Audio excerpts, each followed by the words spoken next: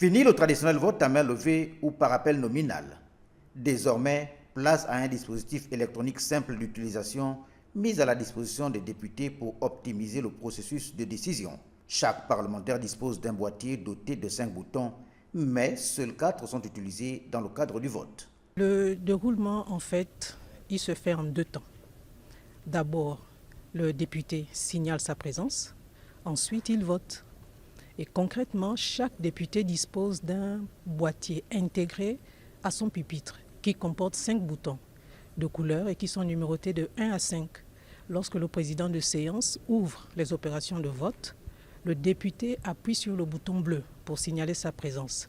Puis il choisit entre le bouton vert pour le oui, le bouton rouge pour le non ou le jaune pour l'abstention. Bon, le résultat apparaît automatiquement à l'écran. Et le principal avantage, c'est la rapidité. En quelques secondes, le décompte est connu avec précision. Le système de vote électronique existe depuis la livraison du bâtiment en 2001. Voilà. C'est un système qui a été utilisé jusqu'en 2013, voire 2014, mais qui a été rendu inopérationnel à la suite de la destruction de l'hémicycle. Maintenant, lors de sa réhabilitation en 2021, il y a le système de vote électronique qui a été intégré dans le cahier des charges. Et aujourd'hui, avec la 14e législature et dans le cadre en fait, de la modernisation de notre institution, nous avons procédé à sa mise en production.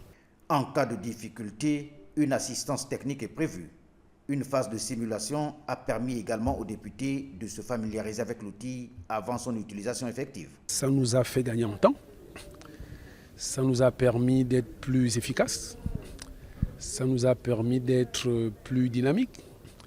Je pense que c'est l'occasion de saluer le président de l'Assemblée nationale pour avoir mis à la disposition des élus cet outil qui est prévu, bien évidemment, dans le règlement intérieur de l'Assemblée, en son article 58.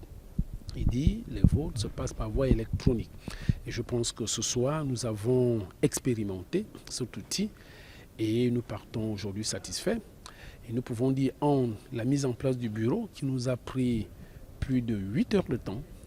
Aujourd'hui, nous avons fait quasiment 2 à 3 heures parce que cet outil également permet d'aller plus vite. Avec cette innovation, l'Assemblée nationale s'inscrit dans une dynamique de modernisation de ses pratiques au service d'une gouvernance plus efficace et transparente. Une expérimentation qui pourrait à terme transformer durablement les méthodes de travail parlementaire.